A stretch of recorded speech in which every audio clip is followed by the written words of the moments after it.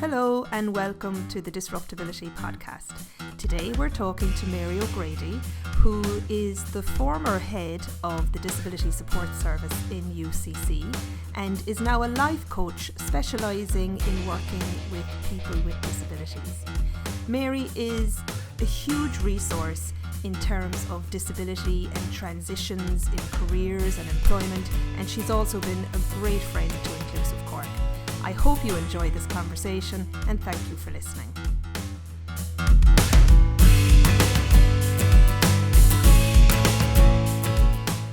Hello, I'm absolutely delighted to welcome on the DisruptAbility Podcast today Mary O'Grady.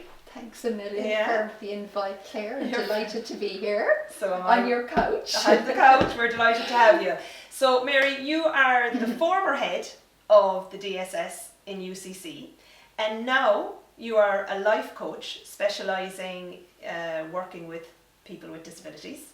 That's correct. So where do we start? Will we start with the DSS and UCC? Will you tell us what your role was there and I'm delighted, Claire, to do that. Yeah, I actually started in the DSS, and DSS stands for Disability Support Service. Mm-hmm. It's a support service for students with disabilities in the university. I was taken on for that role way back now, Claire, in 1998, and I worked there for 18 years, nearly 19 years until 2017-2018 academic year. And in that time, the numbers of students with disabilities coming on to higher education really increased so much, because when I started there was just 80 students with different disabilities in the university, and they were people that had disclosed. They had come and they had registered with the service. But in the 17-18 year, as I finished up in UCC, there were over 1,200 students with different disabilities. And I suppose when I say different disabilities, then I mean physical disabilities, sensory, deaf and hard of hearing and vision impaired students. Then also the service would support students with significant ongoing illnesses and students with mental health conditions.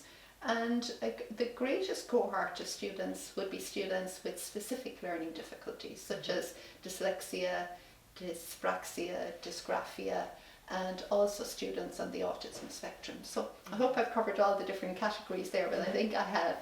And in that space then, as these students come on into the university and register with the service, they, depending again on the outcome of a needs assessment, which is done by the disability advisors, a student can avail then of the appropriate support that can help him or her achieve their academic goals. So I suppose the main support really would be academic or educational supports, so that learning environment is accessible to that student. So, if somebody comes in and they have a vision impairment, the service then would look at, is there technology needed here to help that student access the written word, particularly if they're doing a very literary degree program, such as an arts degree program.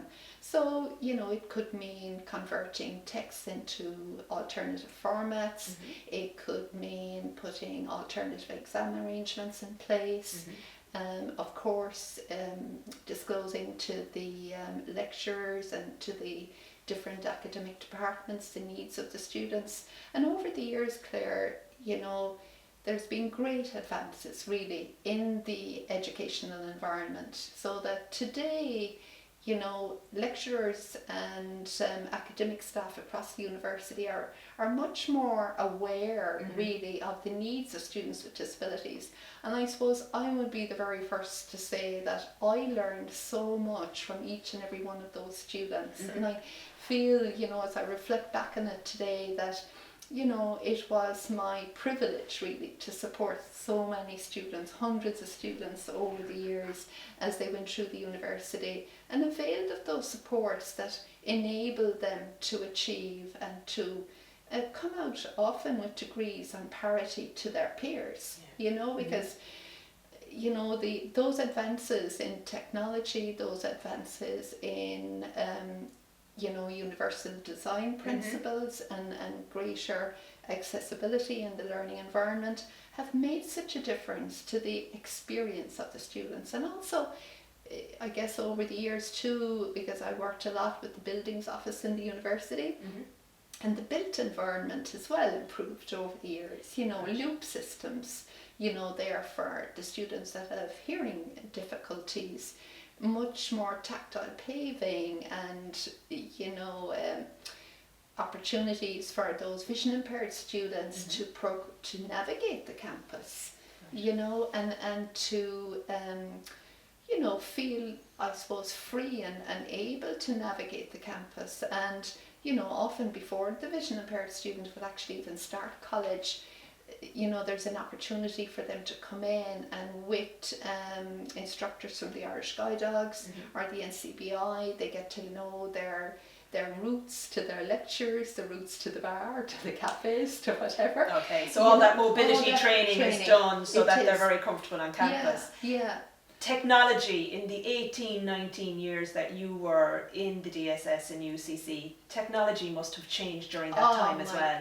My God, Claire, it's in that space particularly that, it just absolutely changed. I'll always remember my first years in the DSS. The vision impaired students at that time, we used to get readers in to read books, and it would be recorded on tape. I mean, today now that sounds like the I don't know, back in the dark ages or something. Where you see the young person today that can be sitting there in the library, the same as their peers, their earphones on, their iPad in front of them, and they're listening to their book. It is just seamless, and it's inclusive, and it's the way it should be, And I think that for me has been, the greatest development really, the I suppose the accessibility of technology, and the fact that technology as well is like a piece of equipment that is in everyday use. It's mainstream, like iPad or whatever. Absolutely. Or our phones, we can do so much just on our phones. So much on their phone as well. And again, with the development of the phones and all the different, like Apple products or other products, companies as well have built-in accessibility now, and so many accessibility features. And then, all of that making the experience of college a more inclusive one for the student. And also I think the work that the Disability Service did and continues to do in having outreach support service as well, through an excellent professional that is contracted by the DSS, in doing that, in just raising awareness amongst parents, amongst teachers, about the array of technologies that are there, the software that is there to help the dyslexic student, like read and write, mind mapping software, so that the experience of learning is really then, something that anyone can avail of and enjoy and use. And that outreach program, is that going out to secondary schools around Munster? And primary schools, primary and second level. And then during the academic year, and even during the summer, there would, especially during the midterm breaks now, where students from primary or second level can come into college and they can avail of more intensive, maybe 3-day programs on how to use a piece of software, how to use a piece of hardware. And then the girl that works in this role in the university, Deirdre Madden, she would also go out to schools and do 1-day training or more intensive training with students and teachers. And again, making them aware of the role of assistive technology in enabling people with disabilities. I know. This is why I wanted to talk to you today, because I think you are a huge resource in terms of the information that you have, an overall picture of what's happening in Cork and in Munster and in Ireland in terms of disability. So I really hope that this conversation is listened to by parents, guardians and students with disabilities, either at primary, secondary or third level, so that they know all the levels of supports that are there. Just referring back to the outreach program, I did a short course with Deirdre Madden. She's absolutely brilliant, and one of the things that I know she says to people is get good at touch typing. Absolutely, and I would think, if anything, and I've often said it to the student with a disability as they came into college, and I would have met them or met them and their parents maybe for the first time, and the young person would say to me, look, I have dyspraxia, I have dyslexia, I have whatever type of learning difficulty, and I've used my laptop in school, I've done all my exams in junior cert and leaving cert with a laptop, and I'd be saying to the person, my God, you are going to be ahead of the posse when it comes to college, because there are so many young people that come to college, you know, with or without a disability, and they don't have IT skills, and then they have so much to learn and to grapple with, as well as trying to cope with college, to upskill their IT in those first weeks in college, where every assignment that they submit, it has to be in electronic format. Yeah.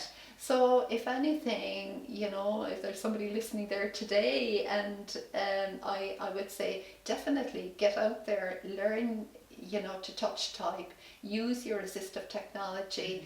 It would make the difference in transitioning to college, and, you know, if anything, give you an edge. And that's where your expertise is in this transitioning period, which can be a difficult period when you're moving from one institution to another institution. So let's talk about DARE and HERE.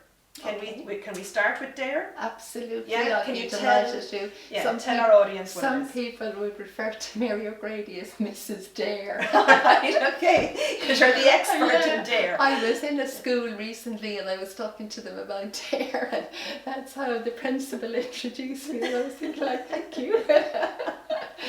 But and I guess, Claire, you know, because I worked in the university for a number of years, I was very involved in the development of DARE at a national level.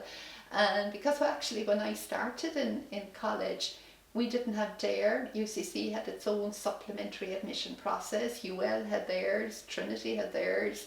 Every college had their own way of doing things, of giving a chance to a student with a disability to, you know, if there was evidence there of impact.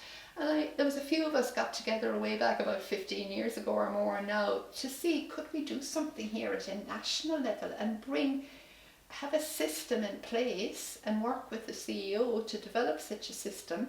So and that's how we have DARE today. And DARE stands for Disability Access Route to Education, right? It's a national process, and it's a supplementary admission scheme for school leavers that have a disability. And if that school leaver has evidence that their disability has in one way or another impacted on their educational performance, and as a result of which maybe they may not be able to achieve the points for that degree program that they're interested in, then by all means they should apply via the DARE scheme.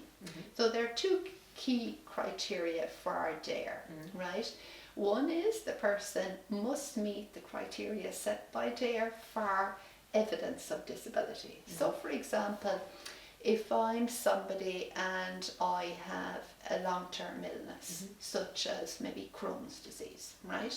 And that condition, for example, means that a young person would feel tired, they might have hospital admissions during the year, they might have to take time off from school to deal with a flare-up or whatever. Now, if that young person can get a letter from their gastroenterologist to say, yes, you have this condition and it has implications for your learning, right, because of the fact that you miss school. So that's the evidence, right? Then also, if the school can fill out then what is called the educational impact statement and confirm that yes, if it was me, for example, Mary, you have missed X amount of days from school, you know, you weren't able to participate in extracurricular activities, you had to avail of some additional time or whatever to submit your assignments in your work for your leaving cert. All this is evidence of impact. So then if that young person, they must go online first on the CEO platform by the 1st of March and confirm they want to apply DARE. And then this year there is a change of date, and I'd like listeners to note this for the DARE application submission of information. It has to be sent in this year by the 15th of March 2020 for anyone applying in the year to come into college in the year 2020. And then if all that is in order, the information is sent in, the person is deemed eligible for the DARE scheme, it means then that that young person can avail of a place on reduced points in the degree program that they're interested in whatever college that they apply to. So that's DARE. And actually this past year, over 4,000 young people with a diverse range of disabilities applied via DARE and now have got opportunities, to pursue degree programs that they are interested in. And I think that's key to say, it's a diverse range of disabilities. So it's physical, sensory, psychological, everything. Illnesses, learning difficulties. But I would say to people as well, please log on to www.accesscollege.ie. That's the web page that holds all the information around DARE. Or, if you'd like, as a listener today, to hear some more information, particularly about your application, by all means, I'll be giving my details at the end and you can talk to me. Fantastic. So, and then about the HERE scheme, again, HERE, Claire, stands for Higher Education Access Route to Education. And again, because there is a wealth of evidence there that if a young person lives in poverty or in a disadvantaged socioeconomic household or community, that person of course has, much greater difficulties in managing their school year, and the evidence shows as well that there is lower participation and transition of young people from those environments onto college and onto further education and higher education.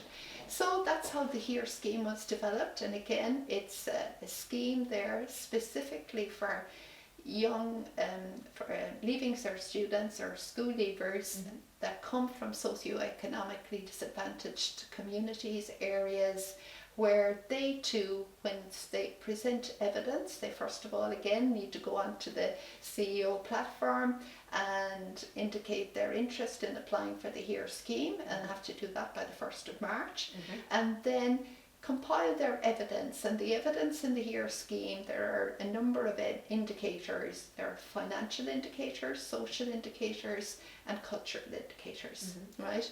And if the person meets the criteria then under those indicators, which could be, the level of income in that family, whether that family is on a social welfare payment, are they medical card holders, does the young person go to a DESH school?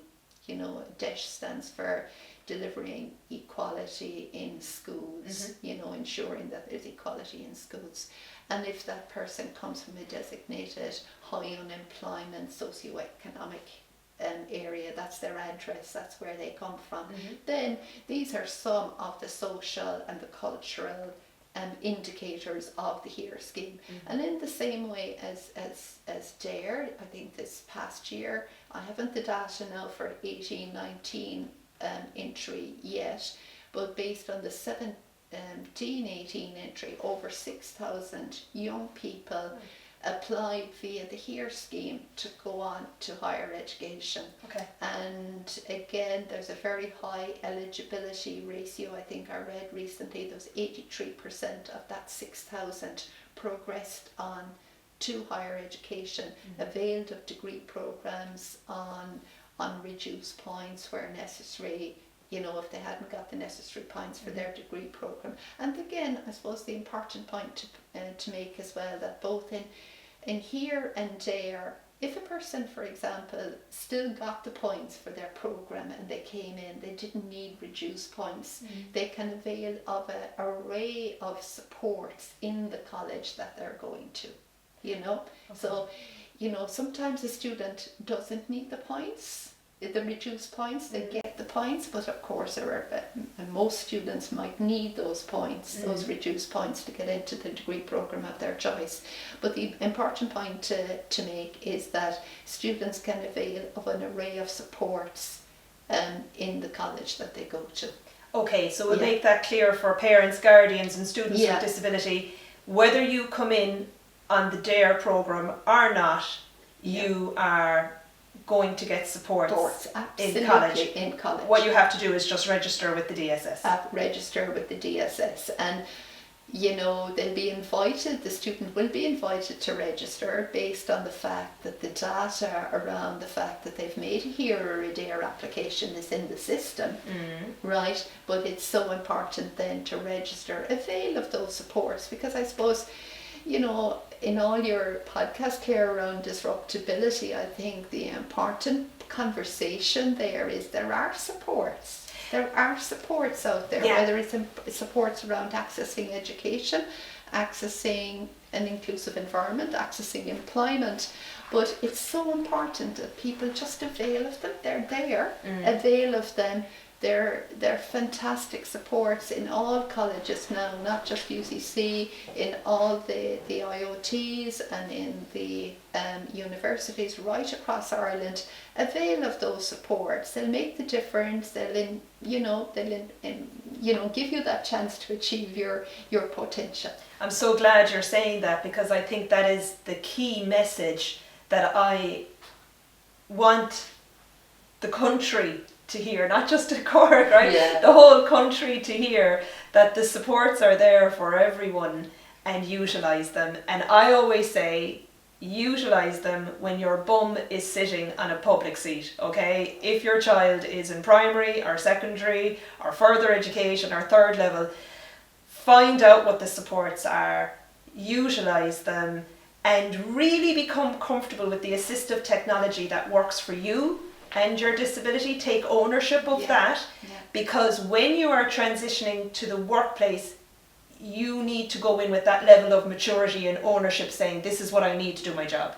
And don't expect a line manager to understand it, because they don't. Disability is complex and everyone is different, right? Not one size fits all. So you need to be very comfortable with what fits for you. Absolutely. And I couldn't emphasise that enough, Claire. And I'd also like to give the message that it's so important to take ownership of one's own condition or disability or illness or learning difficulty, and just say it, call it. As I suppose over the years as disability officer, I would have seen firsthand those students who came into me in day one and they said, look, Mary, I have dyslexia, I have difficulties around my spelling, my reading, all that, whatever they may be. But, I know from my conversation with that person, they were brilliant as communicators. Their verbal articulation and communication was great. They have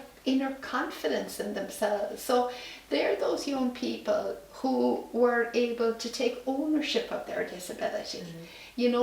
Maybe half an hour later somebody walks in the door and they're struggling, but they nearly only want to whisper the fact that they have a hidden disability, and they don't want to mention it because in their heads they feel it's all negative. And I would go and emphasize to that student, look, you've reached third level, be so give yourself a clap in the back, look how well you've done in your leaving cert, you're brilliant, and I couldn't emphasize that enough, the importance, I think, for teachers, for parents, for guardians, to encourage the young person to take ownership of their condition and talk about it in a positive way. Because ultimately, as the years go by and they progress from education onto employment, it's at that juncture in particular, and in that transition, that inner confidence, that ability to communicate in a positive way all the things the person can do, and talk in a confident way as well about the things that you may need some support in, and to be able to articulate that, whether it's to the employer, the line manager, or in the interview situation, when somebody says, tell me about yourself, and the person can see very clearly the person has a vision impairment or is a wheelchair user, but that the person articulates in a really confident way, look, you can see I'm in a wheelchair, but that doesn't justify me. That's just one part of me. I've achieved so well in college. I've taken part in a club or an activity. I was, involved with this organisation. I did this.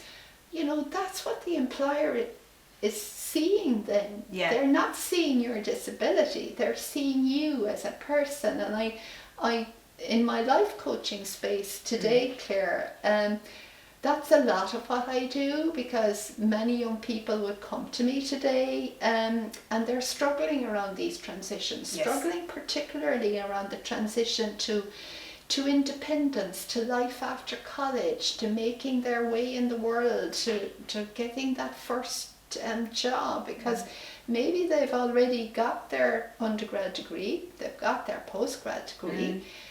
They have never, though, had any exposure to the world of work, right? They skipped on the opportunity maybe to take a third-year placement and did a research project instead. So in a way, you could say, as they went through college and, they were in a bit of a cocoon, and maybe they also stayed at home and they commuted every day from home into college, so they didn't get involved in clubs or activities. So for that young person then, the next transition to the world of work is absolutely massive. It's like climbing Everest, and often I'd have to work with somebody step on step, taking small action steps to build confidence, to get that self-esteem up there, to get their own positivity in place, because maybe they've, after college, because work didn't just happen, they've begun then to feel negative about themselves. Or get a bit stuck. And they get, stuck. Okay. Their perspective on life is stuck. They feel, Jesus, I can't manage. Where will I go now, and what will I do? And God, I put in 5 years in college and I'm not getting anything. And, And the statistics, even for graduates with disabilities, I mean, we know in general for disability, the statistics around employment are poor, but even for graduates with disabilities, they're pretty poor, Mary, aren't they? They are, and particularly, Claire, for some areas of disability. I mentioned dyslexia earlier there. By and large, we did some research in my latter time in UCC around the experience of the graduate with a disability, and we did see in that profiling that we did at that point that certain categories of disability seem to progress much better than others. Okay. And I suppose what we did see in particular were those people whose disability was a hidden disability, and maybe that person didn't avail of much support when they were going through college, but then they really did need support, though, in transitioning on to the next phase, right? Because primarily maybe because of the fact that they hadn't engaged in any work placement or work experience of any kind as they moved through those important years of like 18 to 22. And now here they were looking for work, but because they had no exposure to work, they didn't know anything about those nuances of the soft skills that we all talk about that are needed in the workplace, those interpersonal skills, those communication skills, decision-making skills, personal effectiveness skills. I suppose you put them all into that box. And those students particularly, Claire, that are on the autism spectrum, students with mental health difficulties, that maybe had, as I said, very little exposure to work. For those students, often then after college, it means nearly taking some time out, working with a life coach or working with somebody like me, to build those necessary skills so that they can then, you could say, utilize the fantastic achievement that they've already have, of getting a great degree or getting a wonderful postgrad. And I have seen that success as well then, but it's one that has to be built step by step, and ideally it would be much better if the steps could have been put in place earlier. Yes, and it's early intervention. Early intervention is very important. So you've mentioned that you're doing life coaching now. Yeah. Can you explain to me what's the difference between life coaching and counselling? That's a tricky one now, Claire. Yeah. There is actually it's a narrow line between, you could say, the two types of intervention. But when I was doing my life coaching postgrad in UCC, I remember one of our lecturers is focusing on that at one point. And what we learned is like coaching is a process, you could say, designed to explore one's past and how one's thinking, one's behavior, one's attitudes or whatever affects how one is, right? Whereas in contrast then, coaching is about taking the person from where they are today, the day I meet them, and looking to the future. It's futuristic and is designed as well to help the person become very self-aware so they manage themselves in a better way and then can set a goal to, again, use it, use it and avail of that, because that is there for you as a student. And it's so important. And I think in today's fast changing world,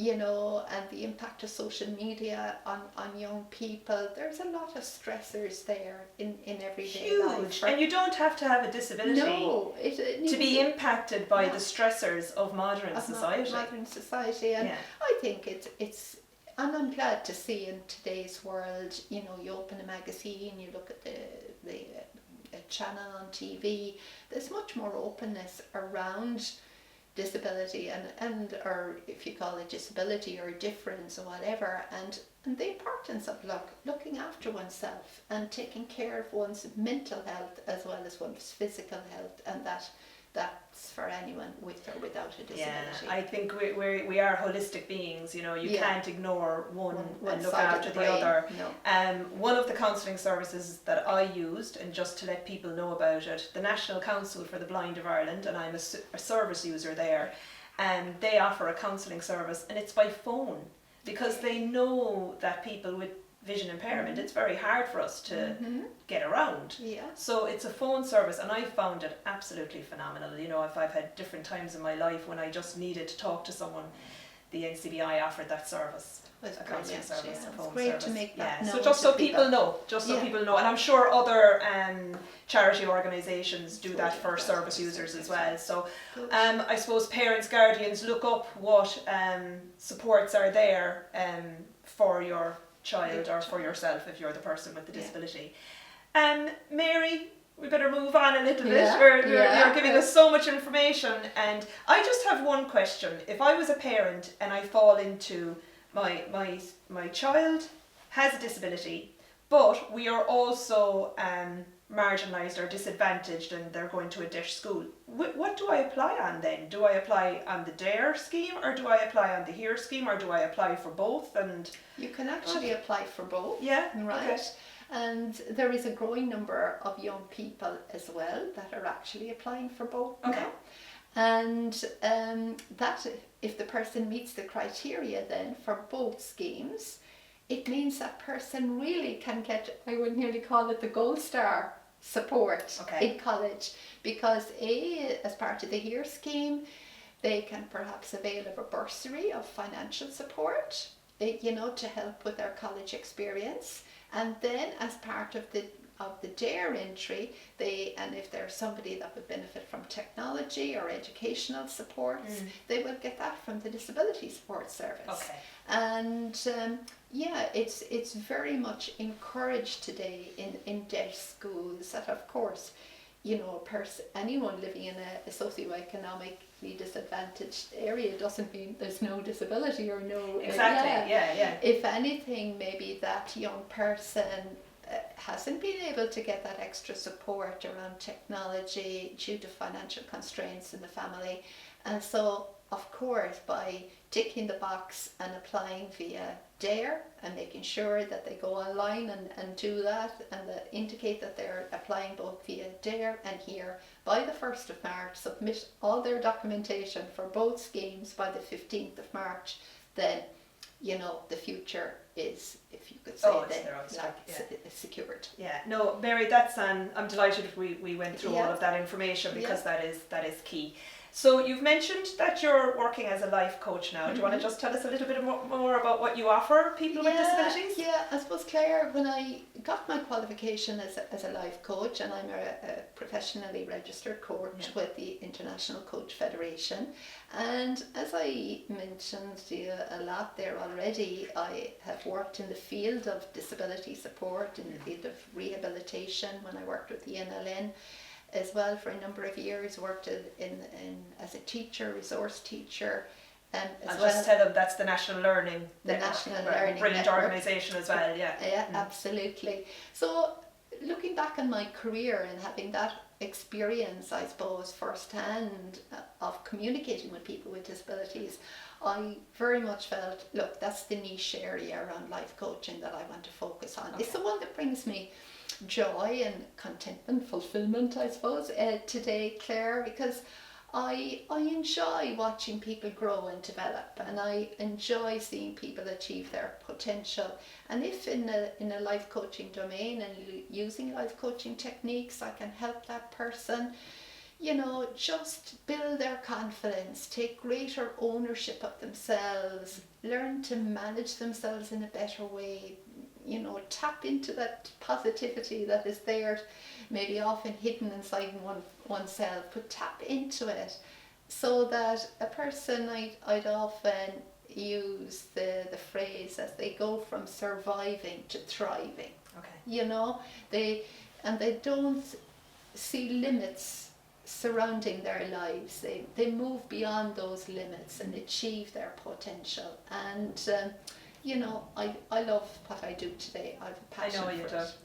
I know. You are a professional through and through, and a very committed professional to disability. And you're a great friend. A great friend to Inclusive Cork. So how do people contact you, Mary, if they want to know a little bit more about what you do or to get your services? Yeah, people can log on to my webpage. It's www.maryogradyLifecoach.com, and my email is again the same, maryogradyLifecoach@gmail.com. Okay. And